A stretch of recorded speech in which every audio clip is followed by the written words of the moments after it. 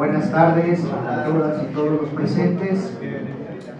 Quiero iniciar agradeciendo la generosa invitación de la Universidad de Jalapa a través de su rector, el doctor Carlos García Méndez, y desde luego al consejero electoral, mi colega Juan Manuel Vázquez Vargas. De igual manera, saludo con gusto a la doctora Eva Barrientos Cepeda, con quien tengo el honor de compartir esta mesa y quien además ha sido un referente en el tema de la lucha por la consolidación de la paridad de género en el país y por qué no decirlo también a nivel nacional. Del mismo modo, saludo al licenciado Josué Cervantes Martínez, delegado del Instituto Nacional Electoral de Veracruz, que nos distingue por su presencia, a nuestro secretario ejecutivo, y también saludo con mucho gusto a las y los compañeros del OCLE y particularmente a las y los estudiantes que hoy nos acompañan en este espacio de reflexión académica, que es fundamental para ir intercambiando impresiones, experiencias que nos nutren a autoridades electorales, a ciudadanía, a instituciones académicas por igual. Mi intervención la trataré de sumar en tres grandes rubros. Primero que nada, delimitar a grandes trazos qué es la paridad, por qué es importante la paridad, en dónde estamos en materia de paridad, cómo hemos a través de la historia consolidado esta paridad, al menos en la cuestión formal, y tocaremos un tema que me parece que ha sido el principal problema que enfrenta hoy la paridad en la cuestión cuantitativa. Me refiero al problema público de la violencia política de género, y a partir de ahí hacer una especie de foda en la que intercambiemos expresiones sobre las fortalezas, las amenazas, áreas de oportunidad y las debilidades que tenemos como autoridad electoral administrativa. Inicio entonces, ¿qué es la paridad de género? La paridad de género es un principio constitucional que en términos muy coloquiales lo que busca es facilitar de manera efectiva el acceso al poder público de las y los hombres en los cargos de representación política. Y ahí nos quedaríamos de alguna u otra forma acotados, porque en realidad tendríamos que, si tomamos como base que lo que queremos es una sociedad incluyente, abierta y plural, entonces tendríamos que repensar en hablar de comunidades indígenas, la comunidad LGTBI, personas con capacidades diferentes, etcétera, etcétera. Pero en resumen, de lo que trata la paridad es de garantizar de manera efectiva que las y los hombres puedan participar en igualdad de condiciones para un cargo de elección popular. Hoy en Veracruz, en el año 2018, si tomamos como referencia que en el año 2000 Francia fue la que impulsa la construcción de un proceso paritario, después de 18 años en Veracruz tenemos un Congreso integrado por el 50% de hombres y el 50% de mujeres. Hablamos en ese contexto de que existe paridad en el estado de Veracruz en la integración del Congreso. Si alguien me apoya, por favor, moviendo la presentación.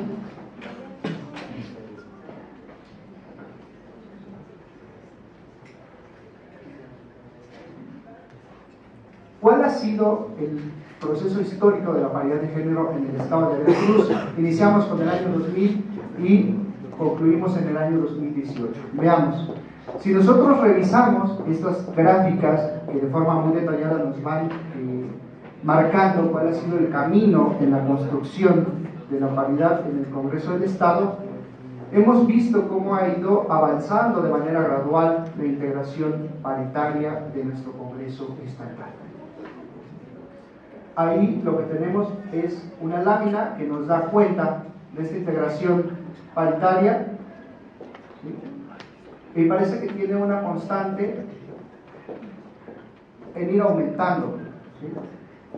Vemos que empezamos con 3 en el año 2000 y ya, lo que adelantaba al inicio de la charla, en el año 2018 nosotros contamos con un Congreso paritario. Aquí lo que hicimos es desagregarlo por principios, mayoría relativa y representación proporcional. Aquí lo estamos desagregando por mayoría relativa.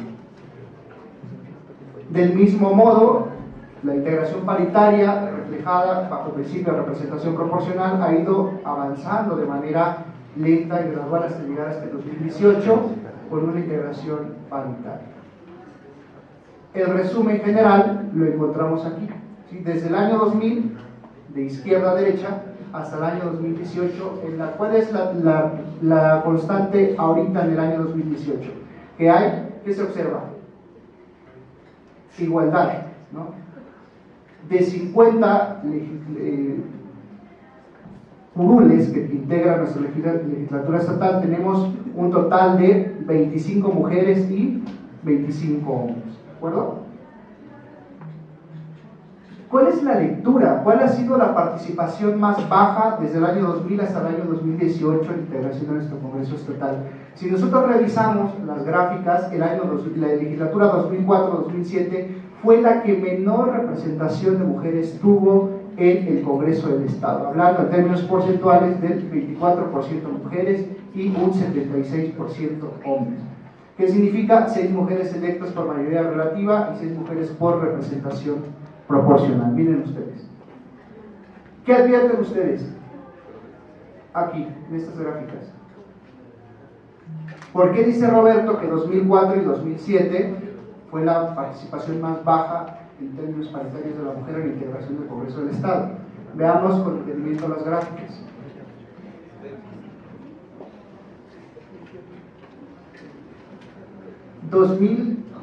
La gráfica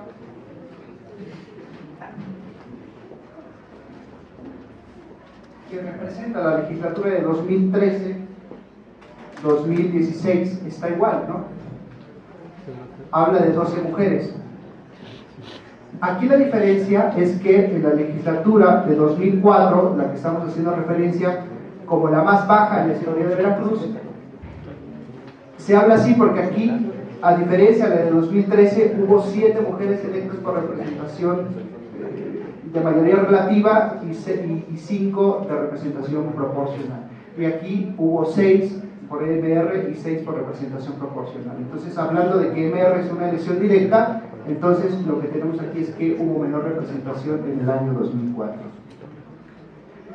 Desde el año 2000, la representación de la mujer en la integración del Congreso del Estado, en la que más había tenido participación, fue la legislatura de 2010-2013. Si nosotros revisamos, esa legislatura se integró con 40% de mujeres y un 60% hombres. Hasta el año 2018, en la cual hay una integración paritaria, decíamos de 50 curules, son 25 mujeres y 25 hombres.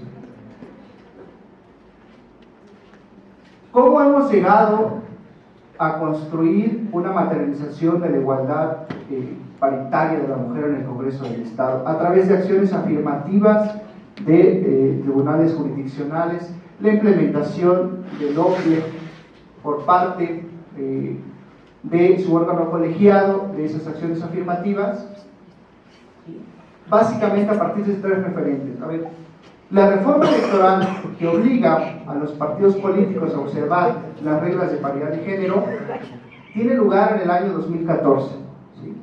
Pero esa reforma legislativa solamente obligaba a que esa homogeneidad del 50% hombres y 50% mujeres fuera en la integración de senadores y diputados federales, ¿sí? ¿Cuáles son los antecedentes más inmediatos que tenemos aquí? Básicamente son 3 posteriores a la reforma. Hablamos del caso de las antijuanitas, la reforma electoral de 2014 y luego un recurso de reconsideración del año 2015 identificado con el 46. ¿Cuál es el caso antijuanitas? Antes de la reforma de 2014, estamos hablando del año 2011, el número de expedientes es el 12.624. Antes de la reforma, la normatividad permitía que las fórmulas estuvieran intercaladas por hombres y mujeres. ¿Qué es lo que pasaba, o lo que pasó en el caso particular? Bueno, que eran elegidas las mujeres, que fueron en su momento postuladas como propietarias, y luego renunciaban, y quien subía al puesto eran los hombres. Entonces, eso evidentemente hacía anulatoria o anulaba por sí mismo la posibilidad real de que las mujeres pudieran acceder a los puestos de representación popular. Se impugna y aquí hay dos tesis, una tesis relevante, la número 21-2012, en la que se genera la posibilidad o se abre la tutela judicial efectiva para que las mujeres como militantes pudieran materializar esta demanda por alcanzar la paridad.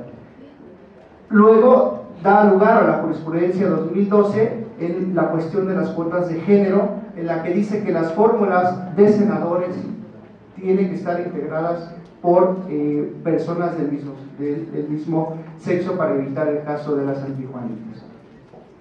Luego comentamos, llega la reforma de 2014, en la cual se plasma ya la obligación de que los partidos políticos observen que en su postulación haya garantía de la paridad de género, pero insisto, estamos hablando en materia de legisladores federales. Como estaba prevista esta situación, fue a base de criterios jurisdiccionales, como se fue extendiendo la posibilidad de que las mujeres pudieran alcanzar la paridad, no solamente en candidaturas a senadores o diputados federales, ahora también hay la obligación en diputaciones locales y presidencias municipales, con lo cual se da pauta a la jurisprudencia 2015, en la que se dice que la postulación debe observarse en los puestos de representación política de los 3 niveles de gobierno, esto es, senadores, diputados federales, pero también diputaciones locales y presidencias municipales, básicamente presidentes, síndicos y regidores. Y luego también surge esta jurisprudencia que dice la paridad de género, dimensiones de su contenido del orden municipal. Como vemos, la reforma de 2014 fue acotada, y lo que hacen los criterios jurisdiccionales es expandir a través de sentencias, tesis y jurisprudencias la posibilidad de materializar la paridad de género en la representación política básicamente en todo el país.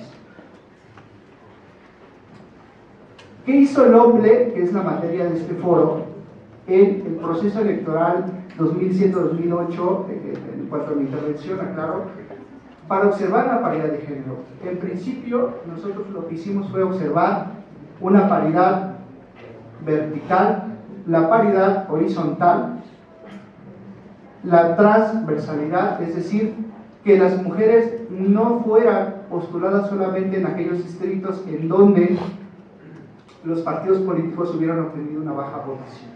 Y finalmente, nosotros acatamos en un manual para garantizar la postulación de candidaturas observando la paridad de género, nosotros resolvimos y acatamos los criterios jurisdiccionales que había dictado el Tribunal Electoral del Poder Judicial de la Federación para materializar esta paridad de género.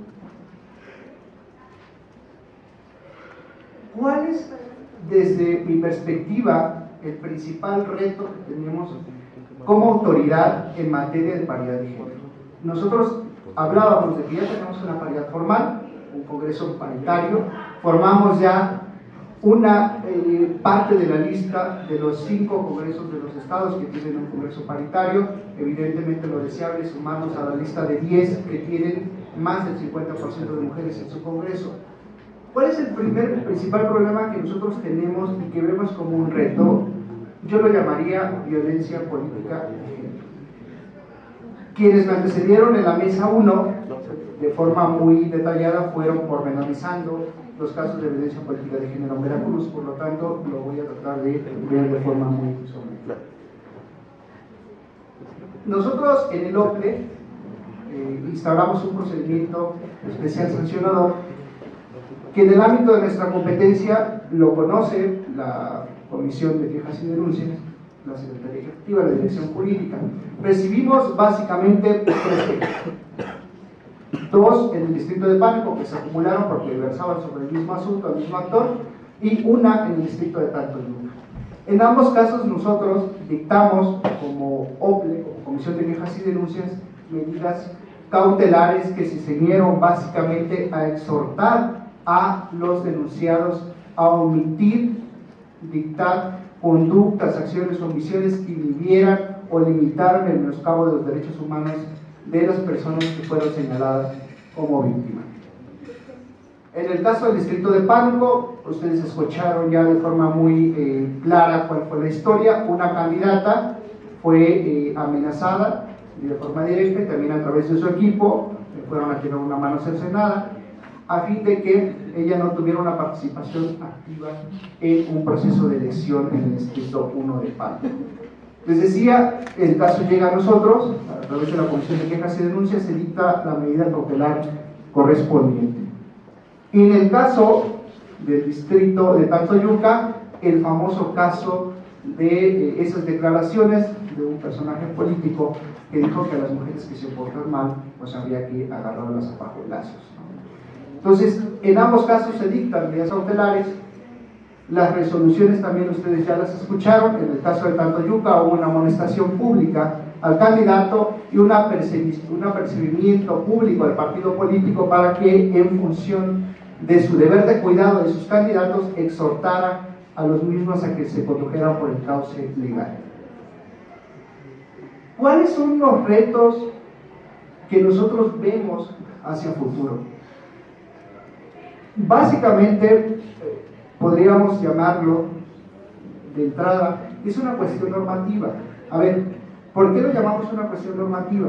En el caso de Veracruz, la violencia política de género está tipificado como delito. Lo tenemos también recogido en el reglamento de quejas y denuncias y en el código electoral, y por lo tanto ya es una cuestión de naturaleza administrativa, pero también puede recurrirse a través de un juicio para la protección de los derechos políticos electorales, en cuyo caso estamos hablando de un medio de impugnación. Entonces ya tenemos tres aristas diferentes. Formamos parte de uno de los 9 estados que lo tenemos tipificado como delito. Tenemos ya un marco jurídico perfectamente delimitado que en un momento determinado nos ayuda a combatir la violencia política de género. ¿Qué revela lo anterior? Bueno, un primer escenario es que no tenemos tipificada de manera homogénea la violencia política de género a nivel nacional. ¿Qué es lo que genera esta ausencia de regulación a nivel nacional?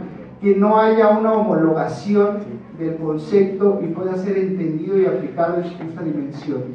¿Cuál es otra cuestión? Que no hay una clara delimitación de competencias de las autoridades electorales para poder atender la violencia política de género de una manera efectiva. Y el otro problema es que aún no se hace efectivo que este tipo de violencia política de género pueda ser atacado desde las 3 vertientes: administrativa, jurisdiccional y la cuestión de naturaleza evidentemente penal.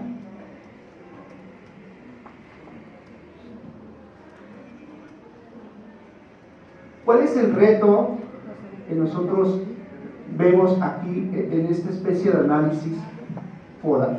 Primero que nada, ¿cuáles son nuestras fortalezas? Nosotros podríamos enmarcar en principio la existencia de una voluntad de las autoridades administrativas y jurisdiccionales en el estado de Veracruz para atender los casos de violencia política de género. Es nuestra primera fortaleza. La segunda fortaleza, que va de la mano con lo anterior, es que entonces ya tenemos precedentes, hablando de medidas cautelares y de resoluciones que nos pueden ayudar a construir la debida atención de la violencia política de género en casos futuros. Existe, por supuesto, también un tercer elemento a modo de fortaleza, un conocimiento más amplio, más maduro de lo que es la violencia política de género por parte de las autoridades, pero también de los actores políticos, lo que facilita en un momento determinado el debido tratamiento de la violencia política de género. ¿Cuáles son nuestras debilidades? Lamentablemente, prevalece en nuestro país la cultura del machismo, los estereotipos de género, que van relacionados con cuestiones de naturaleza evidentemente social y cultural. Y aquí el problema es, por ejemplo, que se ha adoptado por una medida reactiva que por una medida preventiva, por llamarlo de alguna manera. Esta cultura del machismo que reproduce estereotipos de género, me parece debiera aterrizarse desde otra perspectiva, que tiene que ver desde el propio seno familiar, desde la propia edad temprana, en materia de educación que se va gestando en las instituciones formales de educación. Persiste también una resistencia generalizada respecto a la cultura, podríamos llamarlo, de la denuncia. ¿Por qué razón? Porque finalmente, ¿qué es lo que pasa? ¿Por qué la gente no denuncia? Nosotros a nivel nacional tenemos documentados la existencia de 115 denuncias. Sin embargo, si nosotros echamos mano de otras fuentes como periódicos, medios digitales, el número de casos de violencia política de género es alarmante.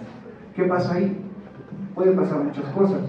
Puede ser miedo, desconocimiento de las rutas de atención institucional para atender de forma oportuna y pertinente la violencia política de género. ¿Sí? Pueden ser muchos factores, el miedo a ser más victimizado de lo que ya se es, y la influencia que tiene no solamente hacia la víctima, sino a terceras personas, el caso de la denuncia, en caso de que se denuncie por este tipo de problemas de naturaleza pública. Otro tema que me parece fundamental tiene que ver con el asunto de este sentimiento de desconfianza generalizada hacia las instituciones. Construir una cultura democrática y educación cívica es una alta responsabilidad que de forma objetiva tiene que ser abordada con toda la seriedad. A mí me parecería que en este caso podríamos echar mano, por ejemplo, de la encíclica. La encíclica marca 3 ejes: diálogo, verdad, exigencia, política pública de largo aliento, 2017-2023. Y en esta parte, ¿por qué lo digo? Porque hemos estado presentes autoridades administrativas y jurisdiccionales en este foro, tanto federales como locales. ¿Cuál es un reto que me parece fundamental para la debida consolidación de la cultura democrática y educación cívica? Me parece que un primer paso que no se ha dado es evaluar esa necesidad de que el INE en la entidad, con el OPLE, pueda construir una ruta crítica para construir confianza ciudadana. Me parece que ese es un primer paso. Hay un estudio, hay un diagnóstico que lo sustenta y podríamos caminar de la mano en esa ruta común, y evidentemente mucha ayudaría que nosotros pudiéramos construir una evaluación a esta implementación. La desconfianza es lo que nos mantiene, ya se ha dicho en esta mesa, en una situación de alguna forma alejamiento del espacio público. Deberíamos apostar entonces aquí por la transparencia y la rendición de cuentas, que me parece desde el punto de vista ciudadano requiere mayor abundamiento. ¿Cuáles son las amenazas que nosotros vemos en este caso? Pues evidentemente tenemos ahí en primer término la impunidad, que es uno de los problemas públicos que se tienen de forma identificada de manera más puntual. Tenemos también el asunto de la corrupción, que se percibe como un problema estructural que requiere también ser combatido por las autoridades jurisdiccionales, administrativas, penales, las autoridades educativas, etc. ¿Cuál es otra amenaza que nosotros vemos que puede pasar? Bueno, ahorita no es proceso electoral, se acaba de tomar protesta quienes integran la legislatura del Estado. ¿Y cuál es un problema? Bueno, que pueden ser víctimas de violencia política de género. ¿Qué se requiere? Esto es una amenaza latente. ¿Qué se requiere? O sea, no se trata solamente de que las mujeres lleguen y accedan al poder. De lo que realmente se trata es de que las mujeres puedan ejercer efectivamente el poder. Y entonces, ¿cómo lo hacen? Bueno, dándoles espacios en la toma de decisiones. Si no toman decisiones, si no tienen los medios mínimos, básicos, elementales para poder ejercer su cargo público, no podemos hablar ya de una paridad en términos cuantitativos. Cuantitativos sí, eso está superado.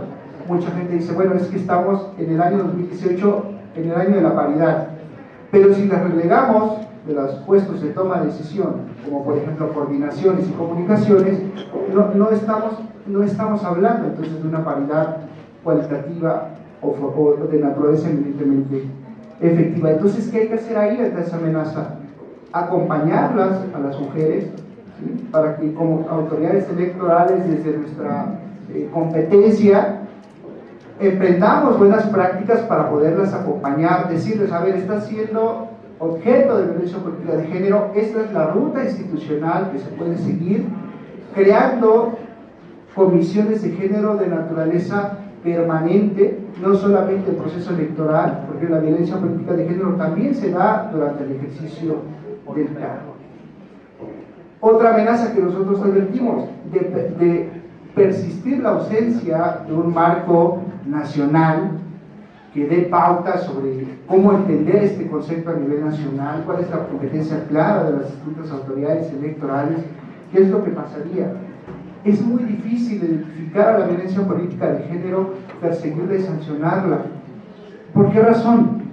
El problema no es menor, porque la violencia política de género se ha asumido en la sociedad como algo que es rutinario, normal y ordinario. Entonces, en esa tesitura, pues es sumamente complicado que nosotros podamos transitar hacia una sociedad libre de violencia y de pleno respeto a los derechos humanos. Otro factor que parece a modo de amenaza en este mundo del siglo XXI muy avanzado tiene que ver con las tecnologías de la información y la comunicación.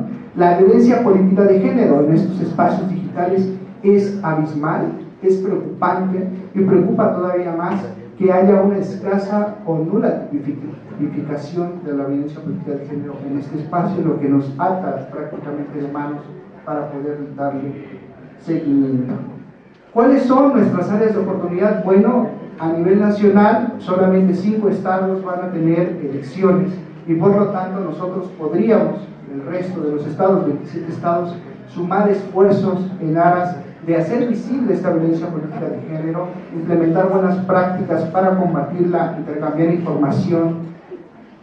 Quienes, por ejemplo, del estado de Veracruz, entre otros que tienen la posibilidad de proponer la creación de nuevas leyes, es el OPLE, tiene esa facultad. Y entonces hace un rato alguien de la mesa decía, ¿quién mejor que la propia autoridad electoral que conoce cuáles son los retos y las áreas de oportunidad para rediseñar y proponer un esquema que pueda en un momento determinado poder coadyuvar de manera efectiva y objetiva a erradicar esta violencia política de género? Insisto, a mí me ocuparía más la parte de la prevención que la reacción.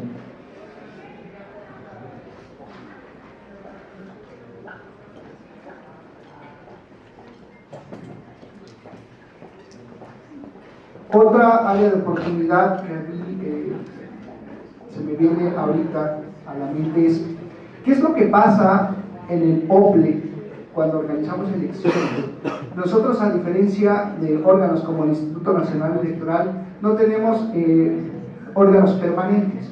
Nuestros consejos distritales o municipales, que nos auxilian en la organización de las elecciones en el Estado, sus integrantes no tienen un conocimiento básico que les permita identificar, conocer la violencia política de género y en consecuencia no le podemos dar un tránsito en materia de atención para que en términos institucionales podamos atender este caso de violencia política de género. Y entonces esto nos obliga a construir desde ya políticas y programas de capacitación que se contemplan desde el propio proceso de selección de quienes nos van a acompañar en los distritos y en los consejos municipales como órganos que coadyuvan en la organización de los estados, de los puestos de representación política en Veracruz.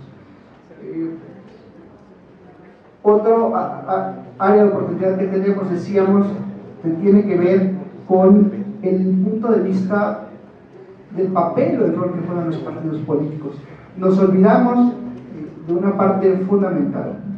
Los partidos políticos, como órganos de interés público, que tienen como finalidad, entre otras, hacer posible el acceso efectivo de los ciudadanos, incluidas las mujeres, a los puestos de elección popular, no están siendo valorados y su rol no está siendo estudiado de manera efectiva. ¿A qué me refiero?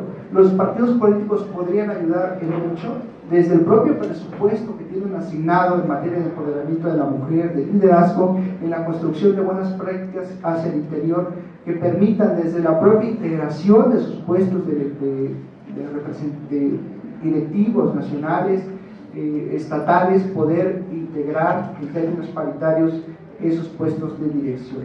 Entonces, como lo vemos, tenemos muchas áreas de oportunidad, tenemos ahorita una etapa ordinaria en la que sí tenemos muchas actividades que hacer, pero sin duda el área de oportunidad puede encuadrarse desde diversos puntos de vista. La cuestión, decíamos, evidentemente, de la legislación, que ya la tenemos, pero de nada nos sirve tener leyes si nosotros no maximizamos su conocimiento, si nosotros como autoridad electoral no tomamos una voluntad y una determinación para poder hacerlas efectivas, si nosotros no le apostamos por la perspectiva de género y no eliminamos en el ámbito de nuestra competencia esas barreras que permiten que las mujeres que vayan y denuncien puedan realmente ser atendidas y correr la voz. Me parece que el aspecto de la cultura democrática y de la educación cívica en el ámbito del OPLE es lo que tiene y debe quedar la cara en este proceso que no es propiamente electoral. Muchas gracias.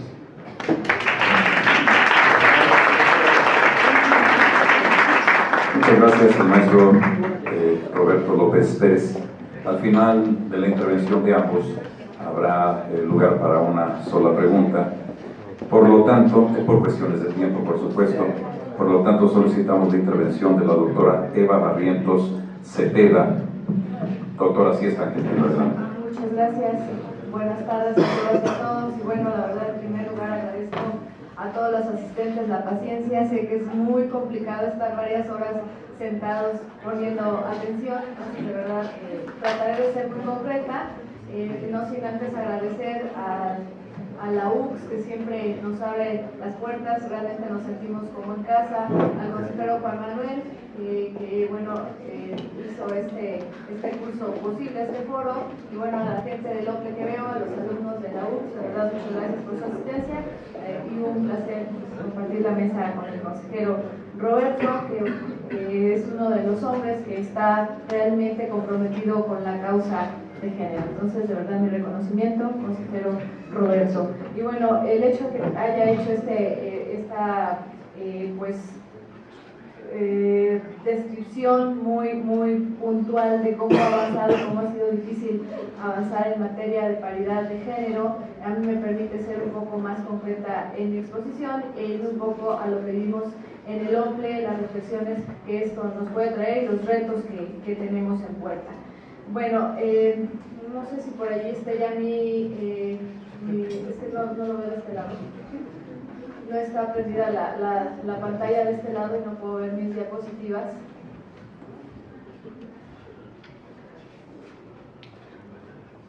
Bueno, pero yo quiero agradecer realmente a los jóvenes que están por aquí y quiero empezar con una reflexión. Yo tengo un hijo de 17 años y ayer justamente me preguntaba, y que lo he escuchado en muchos foros, sobre todo de gente joven, ¿por qué tanto hombres como mujeres, hablamos en ese caso de indígenas, no llegan a los cargos por sus propios méritos? O sea, esa es la reflexión que generalmente tiene la gente joven, y bueno, porque finalmente, por fortuna, ahora los jóvenes, hombres y mujeres, pues disfrutan ya de una situación más igualitaria. Lo que no vivimos todavía en mis generaciones y más atrás, todavía era más complicado. Realmente antes los estereotipos de género todavía eran más arraigados. No se permitía que las mujeres estudiaran, sino que el rol de género de la mujer era precisamente estar en casa y el rol de los hombres era pues, ser el proveedor y salir a trabajar.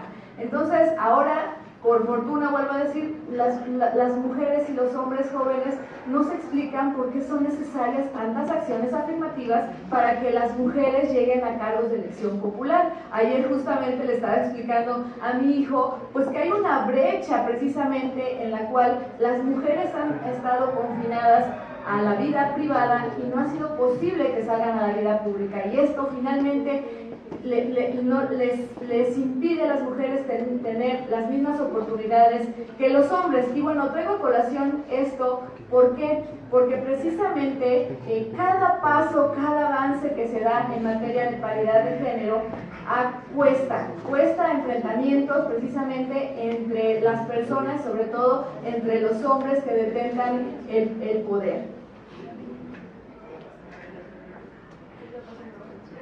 Y bueno, yo quiero iniciar precisamente con una sentencia que fue un parteaguas en el estado de Veracruz. Y porque, bueno, aunque el foro se denomina Reflexiones sobre el proceso electoral 2017-2018, como ya hace rato lo mencionaban, Veracruz ha sido el único estado que hemos tenido 3 procesos seguidos, y bueno, el tema de paridad ha sido paulatino. Pero esta sentencia es muy importante. ¿Por qué? Porque es el parteaguas y lo que se une entre el proceso electoral 2016, 2017 y 2018. En esta sentencia, el tema es que nosotros asignamos a las regidurías de representación proporcional en ayuntamientos, sin que se cumpliera con la asignación paritaria. ¿Y qué es lo que sucede? Bueno, generalmente en los ayuntamientos pues estaban ocupados los cargos más por hombres que por mujeres. En este caso yo emito un voto particular porque, bueno, para mí sí debía de haber habido asignación paritaria. Sin embargo, ¿qué tenemos? Bueno, no lo habíamos regulado antes y por tanto me sumo al voto de la mayoría porque se vulneraría el principio de certeza si lo hacemos en ese momento procesal. Sin embargo, hay un grupo de mujeres, sociedad civil, que impugna esta sentencia y llega a sala superior, y la sala superior establece que sí debe haber asignación paritaria dada la discriminación que existe en el estado de Veracruz. Pero ¿por qué digo que es el enlace hacia el proceso electoral 2017-2018? Porque nosotros, al tener años seguidos procesos electorales, pues resulta que se nos empalman los actos de un proceso con el inicio del siguiente. En este caso, por ejemplo, nosotros todavía no asignábamos las regidurías de representación proporcional cuando nosotros ya teníamos que estar expidiendo las reglas que van a regir para el siguiente proceso electoral. Entonces, en este caso es el asunto, nosotros todavía no asignábamos, pero ya estábamos sacando el reglamento en el cual nosotros establecíamos la asignación paritaria. Y bueno, ¿cuál fue la reacción de los partidos políticos? Esto es importante comentarlo. Los partidos políticos, cuando vieron que ya estábamos nosotros sacando un reglamento con asignación paritaria, que además contenía las otras acciones afirmativas, las reglas de paridad que ya se ha mencionado el consejero Roberto, aparte de los bloques y subbloques de competitividad, que a grandes rasgos consisten en que no pueden registrar solo mujeres en los distritos que siempre pierden o que hayan perdido en la elección anterior, y que tienen la obligación además de registrar a mujeres en los bloques donde hayan obtenido mayor votación en la elección anterior y por tanto que tienen mayores posibilidades de ganar. Pero bueno, en la reforma a este reglamento en 2017 nosotros agregamos la asignación paritaria, es decir, que si el resultado de los curules de mayoría, así como de la asignación de diputaciones de representación proporcional, no obteníamos un congreso paritario, nosotros teníamos que hacer los ajustes necesarios. Eso es lo que establecimos en este reglamento, pero les digo, como estaban empalmados, ¿cuál fue la reacción de los partidos políticos y cuál fue la solicitud en la mesa? ¿No? Estábamos precisamente en la comisión de prerrogativas, que en ese momento a mí me tocaba presidir, y por los partidos políticos lo que señalaban: no saques el reglamento, no hagas no propongas esa reforma. Pero ¿cuál es la razón? Y bueno, el OPLE siempre está abierto a escuchar, y si hay razones de fondo, pues desde luego que podemos cambiar o modificar o mejorar lo que se está proponiendo. Pero en este caso, lo que señalaban los partidos políticos era que no hiciéramos esta reforma porque estaba pendiente de resolver la asignación que estaban solicitando paritaria las mujeres en el estado de Veracruz. ¿Y cuál fue la respuesta que tuvimos en el OPLE? A ver, lo que suceda respecto a la asignación o no paritaria que establezca la sala superior es una cosa distinta a lo que estamos estableciendo para el siguiente proceso. Y nosotros como OPLE tenemos que establecer reglas claras y ciertas para el siguiente proceso, y lo tenemos que hacer ahorita en el mes de agosto de 2017 para que tu partido político puedas impugnarlo si no estás de acuerdo. Entonces, eso sucedió. Finalmente, la sala superior, nosotros aprobamos el reglamento, obviamente también lo impugnaron los partidos políticos, pero este acuerdo fue tanto por la sala regional confirmado como por la sala superior. Ahora bien, ¿cuál fue el resultado de esta aplicación, de este reglamento? Bueno, finalmente nosotros sí tuvimos que hacer, para tener un congreso paritario, hacer la modificación en 2 partidos políticos. De acuerdo a nuestro reglamento, ¿cuál era la forma de hacer esta modificación? Pues se tenía que modificar a aquellos partidos que hubieran tenido la menor votación en el proceso electoral. En el anterior proceso electoral, los partidos que obtuvieron la menor votación fue el Partido Verde Ecologista de México y el Partido Revolucionario Institucional. Por tanto, fueron a los partidos a los que se hicieron esta modificación. Ahora, sin embargo, déjenme decirles que esta situación pues fue complicada porque obviamente el Partido de la Revolución Democrática, pues al candidato afectado no quería que se le cambiara, es decir, que en lugar del candidato que iba en la lista en el número 1, se asignara a la mujer que iba en el número 2. Y por otro lado, el PRI pues pedía que se hiciera el movimiento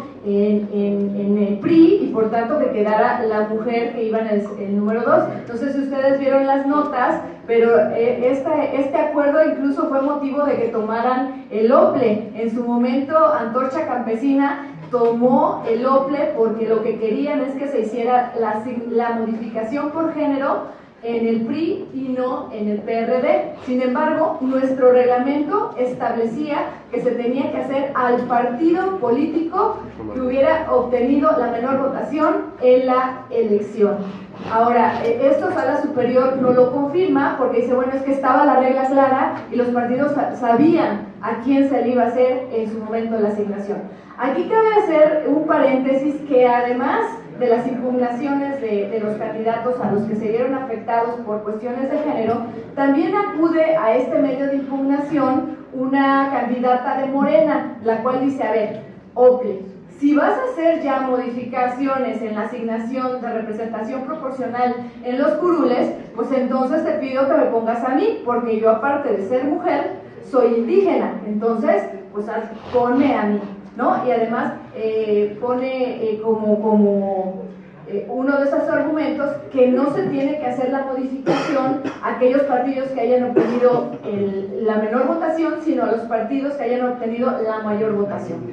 Esta primera se sale porque la Sala Superior dice no, la regla ya está clara e incluso fue confirmada por los tribunales y entonces se tiene que hacer la afectación al partido que haya obtenido la menor votación. Eso por un lado. Y por el otro lado, sí es cierto, debe haber inclusión y las mujeres indígenas tienen que participar y tienen que acceder a cargos públicos. Pero en este caso pasa algo bien importante. Cuando la candidata de Morena se registra, no se registra con la calidad de indígena. Eso en primer lugar.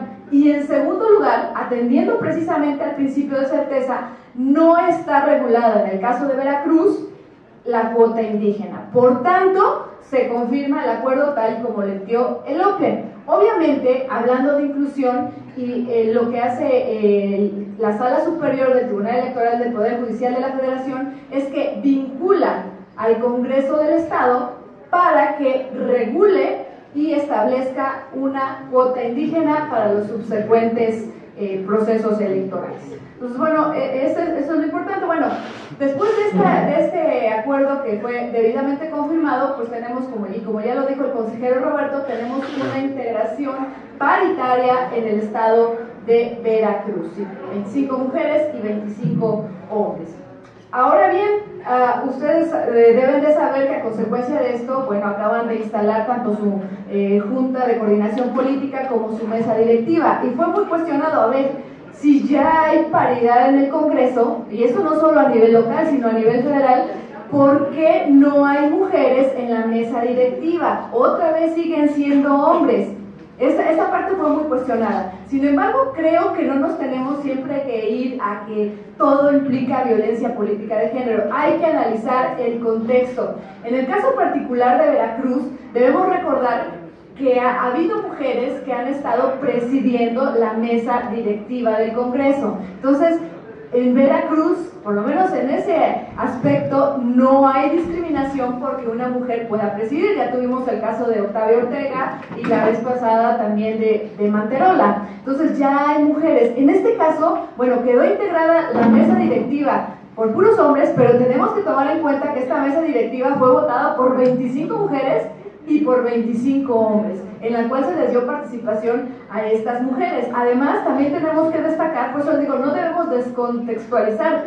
En este caso tenemos que la Junta de Coordinación Política es presidida por un hombre, pero hay coordinadores 2 hombres y también hay coordinadoras 2 mujeres. Y es importante el dato de cómo quedaron presididas las comisiones. En este quedaron presididas por mujeres 23 comisiones y quedaron por hombres 28 comisiones. Es decir, sí hay inclusión de las mujeres en el caso del Congreso de Veracruz. Ahora, ¿cuál es el reto del Congreso de Veracruz? Bueno, que aprendan a trabajar en equipo. Algo que se dice generalmente es que las mujeres no sabemos trabajar en equipo. En el caso del estado de Nuevo León, por poner un ejemplo, ya hay un movimiento en las cuales las legisladoras están trabajando para legislar con sororidad, es decir, para iniciar y generar políticas públicas pues que beneficien a otras mujeres. Ese es el gran reto del estado de Veracruz, que las mujeres, ya que estamos en paridad, pues puedan trabajar en conjunto y sumarse también a los diputados, porque también aquí hay que resaltar algo bien importante. Cuando hay un avance en paridad, no solo es por la lucha de las mujeres, también hay hombres que están respaldando estos proyectos, ¿no? Y ejemplo claro es lo que pasó en la legislatura pasada. Como ya señalaba el consejero Roberto, pues somos de los estados pioneros que tenemos ya tipificado la violencia política de género. Y bueno, sí, fue propuesta de diputadas en el Congreso del Estado, pero si no hubieran tenido el respaldo también de diputados hombres, seguramente ahorita no tuviéramos tipificado la violencia política de género. Entonces, es importante resaltar esto porque ese es el gran reto del Congreso del Estado de Veracruz. Y bueno, para referirme a cuáles son los otros retos en materia de paridad en el Estado de Veracruz y a nivel nacional, me voy a referir a algunas sentencias. En este caso tenemos el caso de María Rojo en Coyoacán, Ciudad de México, que es un caso paradigmático, porque en este caso, bueno, finalmente se establece o se acusa a uno de los candidatos que ejerció violencia política de género, llegando al extremo de sacar videos donde ella sale desnuda, pero bueno, sale desnuda porque María Rojo, recordemos que fue o es actriz, y entonces hizo pues desnudos en diversas películas. Entonces, bueno, sacan temas de que era amante de no sé quién, o sea, cuestiones relacionadas directamente con el hecho de ser mujer. Entonces, María Rojo denuncia precisamente que hay violencia política de género. La sala regional establece de Monterrey que efectivamente, de Ciudad de México, perdón, que está acreditada la violencia política de género y como consecuencia anula la elección en Coyoacán.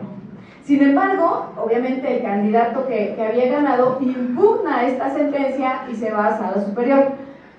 Y en sala superior lo que dice, a ver, bueno, sí es cierto, está acreditada la violencia política de género, pero fíjense que no fue de tal trascendencia, entonces pues no podemos anular. Entonces aquí lo cuestionable es ¿cómo vamos a medir la trascendencia? Y entonces ¿cuándo realmente va a generar una sanción el haber ejercido violencia política de género? Y aquí vamos a la regla general de las sanciones. Y hace rato también mencionaban el tema de este señor que decía que el machete servía para pegarle a las mujeres, ¿no? Yo recuerdo a alguien perfectamente que muy cercano a él que dice, ay, pero pues ya me sancionaron, pero sí fueron creo que 2,000 pesos. Eso y más lo pago, o sea, total, de todos modos, o sea, eso no es posible, que existen ese tipo de sanciones que no inhiban realmente la violencia política de género. Y ese es el caso de María Rojo, en el cual, bueno, sí está establecida, sí está acreditada la violencia política de género, pero no pasó nada, ¿no? Entonces, por eso es importante este asunto. Tenemos otro, el caso de Pedro Martínez Flores, en el cual hay un hombre que impugna la asignación de diputaciones por RP porque él dice que es discapacitado. En Zacatecas efectivamente hay una protección reforzada para los discapacitados. Lo que establece Sala Regional es que, bueno, sí es cierto que es discapacitado, pero pues atendiendo la paridad de género, ese lugar corresponde a una mujer y no a un discapacitado. Llega a Sala Superior también revoca esta sentencia porque dice, a ver, pues sí es cierto, tenemos que incluir a las mujeres, pero en este caso es un discapacitado y también tenemos que darle espacio a un discapacitado. ¿Cuál es el problema que yo advierto en este caso? Como se dice coloquialmente, es tapar un hoyo pero destapando otro. O sea, no podemos hablar de inclusión quitando a una mujer y poner un discapacitado. Aquí, ¿cuál es el reto? Bueno, el reto es hacer una inclusión global. O sea, tenemos que hablar de cuotas de indígenas, como hace rato mencionábamos, de discapacitados y de mujeres. Tenemos que cubrir a todo, pero no en un momento dado, no, voy a quitar a este ahora para poner a este, porque entonces finalmente seguimos discriminando. Entonces, el reto aquí es trabajar por una inclusión, con reglas de inclusión global. Ahora tenemos el siguiente caso, que es el caso de Tenamaxtitlán, Jalisco, que va muy relacionado con el caso de ahora de las Manuelitas en Chiapas, que se dio también precisamente en el pasado proceso electoral. ¿Qué es lo que sucede aquí? Bueno, aquí renuncia la presidenta municipal y casualmente también renuncia su suplente. Entonces, lo que hace el Congreso del Estado es que nombra, pero a un alcalde hombre. Entonces, aquí se habla otra vez de fraude a la ley. Recordemos que siempre todas las reglas de paridad que se han establecido es porque los partidos políticos siempre buscan darle la vuelta para cumplir con el principio de paridad. Entonces, aquí es lo que sucede, y es algo similar a lo que sucede en el estado de Chiapas con el caso de las Manuelitas, donde consejeras del OPLE de Chiapas denuncian o dan a conocer al Instituto Nacional Electoral pues que hay una renuncia masiva de mujeres. Entonces allí, digo, me parece la medida extraordinaria que tomó el Instituto Nacional Electoral, en el cual establece, a ver, partido político, porque ¿cuál es siempre la excusa de algún partido político? Es que, ¿sabes qué? Pues ya no tengo más mujeres, entonces por eso tuve que poner a un hombre. Entonces, lo que emite el Instituto Nacional Electoral emite criterios en los cuales establece, si partido político ya no tienes más hombres, pues entonces voy a tener que poner alguna mujer, aunque sea de otro partido político. Y ante eso, los partidos políticos evidentemente no van a querer perder pues una posición. Entonces, esa fue la forma de garantizar que mujeres que ya ganaron en un cargo, si ellas renuncian, el cargo sea otra vez ocupado por mujeres. Ese es el caso de Temaxtlán y las Manuelitas. Tenemos otro caso que es el caso de San Juan Colorado, Jamiltepec y San Juan Bautista de Oaxaca, en el cual, bueno, este caso también fue muy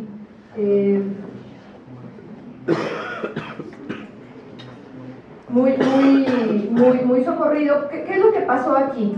Bueno, aquí mujeres denuncian que hay funcionarios públicos que quieren reelegirse, en este caso concejales.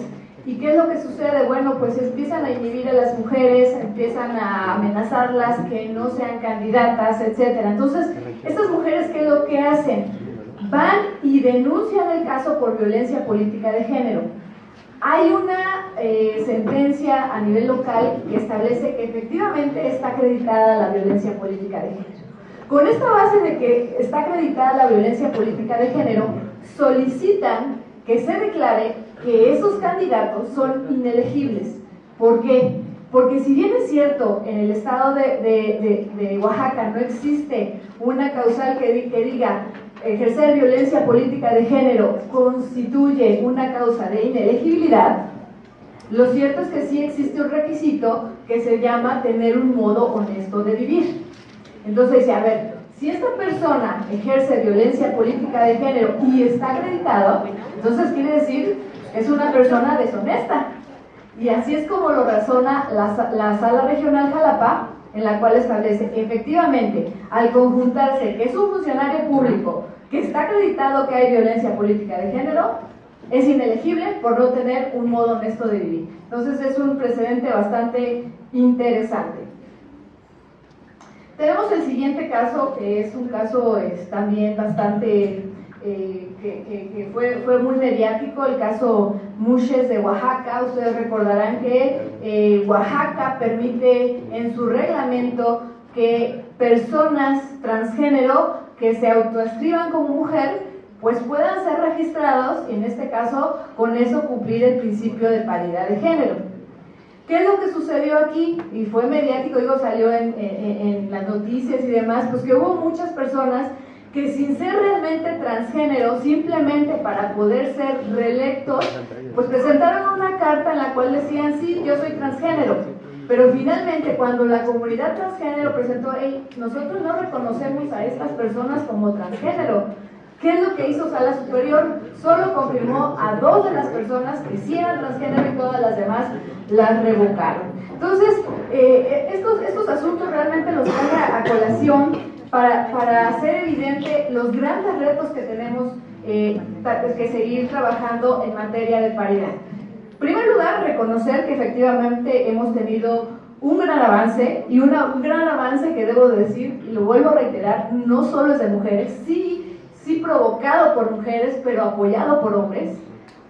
Y bueno, ¿cuál es el reto entonces? Seguir garantizando que las mujeres lleguen a cargos de elección popular. Pero ¿qué es lo que tenemos que evitar? Bueno, evitar el fraude de la ley. Ya vimos formas en que se trata de dar la vuelta a cumplir con el principio de paridad. Generar reglas de inclusión global para que todos los grupos discriminados puedan acceder a cargos de elección popular.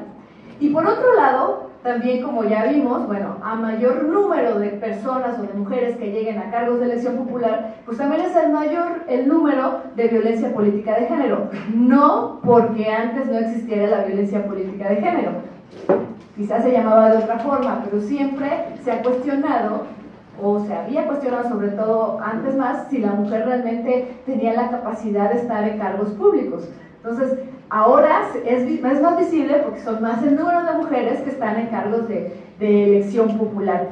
Pero bueno, el reto uno es prevenir.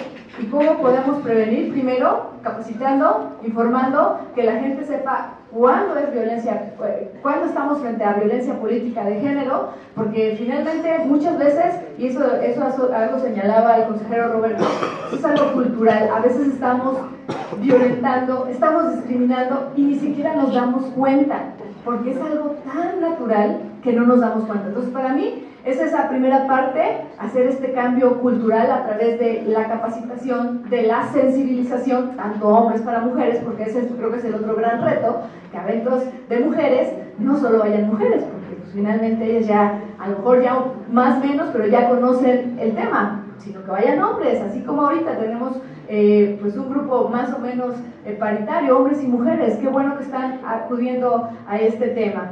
Y bueno, por otro lado, después de la prevención, ya si desafortunadamente se dio la violencia política de género, la sanción, pero castigar realmente con algo que inhiba la conducta. Como hace rato vimos el ejemplo, o sea, finalmente, ¿qué les va a doler a los candidatos? Perder la candidatura, o en su caso, que efectivamente se anule una elección, pero que realmente se haga de forma efectiva. Y como en el caso de Veracruz, que ya tenemos tipificado la violencia política de género, es algo ya de verdad muy bueno porque fuimos de los primeros estados.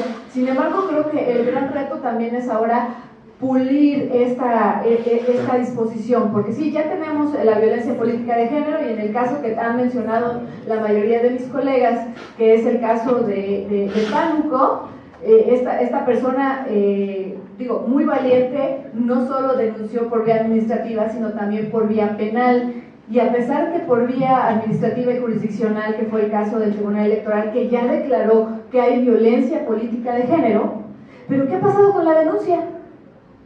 O sea, ella también presentó denuncia penal, y la denuncia penal, que yo sepa, por lo menos que haya salido en los medios, pues no ha pasado absolutamente nada. Entonces, ¿de qué nos sirve tener un tipo penal si no se hace nada al caso? Creo que en este caso falta poner plazos. ¿Quién va a ser la autoridad que realmente dentro de la fiscalía va a resolver estos asuntos? Porque recordemos que no puede llegar a cualquier fiscal, se necesita cubrir ciertos requisitos para que puedan juzgar con perspectiva de género. Entonces, bueno, son estos grandes asuntos desde mi punto de vista los que todavía hay que trabajar. Sin embargo, no por eso debemos de dejar de reconocer que ha habido grandes avances, y esos grandes avances han sido por grandes hombres y por grandes mujeres. Les agradezco mucho su presencia. Doctora Olga Barrientos, muchas gracias por su interesante intervención. Por efectos de tiempo, solo se podrá hacer alguna pregunta que indistintamente responderán uno de los dos o ambos de nuestros conferenciantes. ¿Alguien desea hacer alguna pregunta? Adelante, por favor, consejero.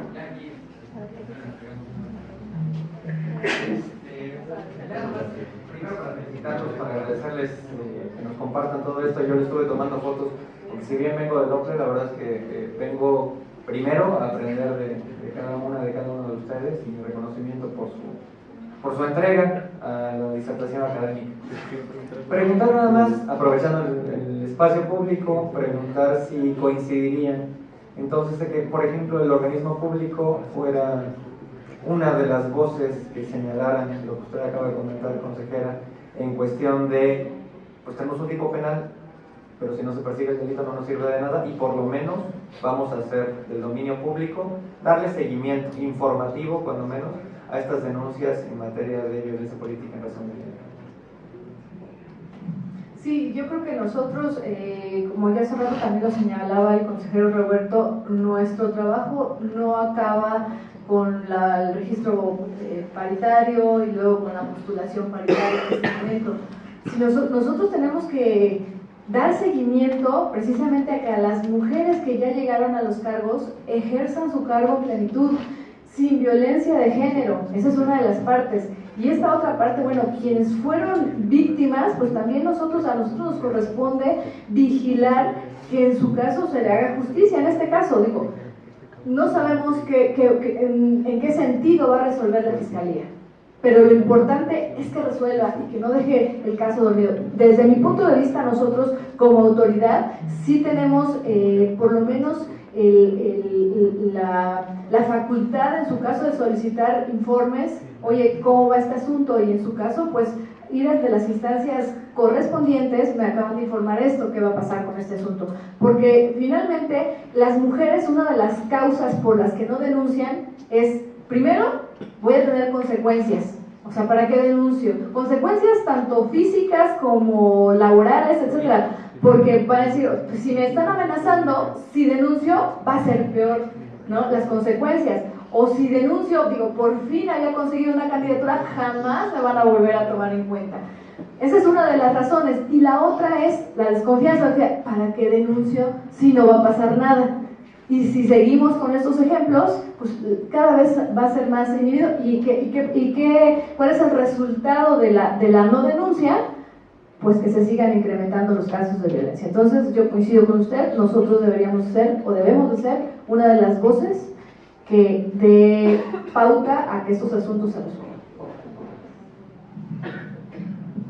Yo solamente quiero abonar ahí, me parece que como autoridad administrativa electoral local no solamente deberíamos ser una voz para dar seguimiento al asunto de violencia política de género, a mí me parece que debemos de trascender más. No hemos explorado y no se ha dicho nada aquí, por ejemplo, la figura de la reparación del daño. Es fundamental porque violencia política de género implica vulneración de derechos humanos. Esa parte no se ha explorado aquí. Me parece que en el OPLE también deberíamos ajustar los plazos del PES, homologarlo al menos al plazo que se maneja a nivel federal por la eficacia que tiene el procedimiento especial sancionador, que es inhibir la reparación de un daño mayor, y otra parte también configurar el procedimiento legal y sancionador para darle seguimiento desde la vertiente del OPLE a casos de violencia política de género. Me parece que son varios temas que podríamos conjuntar ahí. Muy interesante la pregunta. Gracias, consejero. Aprovechamos la presencia del consejero Quintino Antar Lobarganes Escandón para que haga la entrega de los respectivos reconocimientos.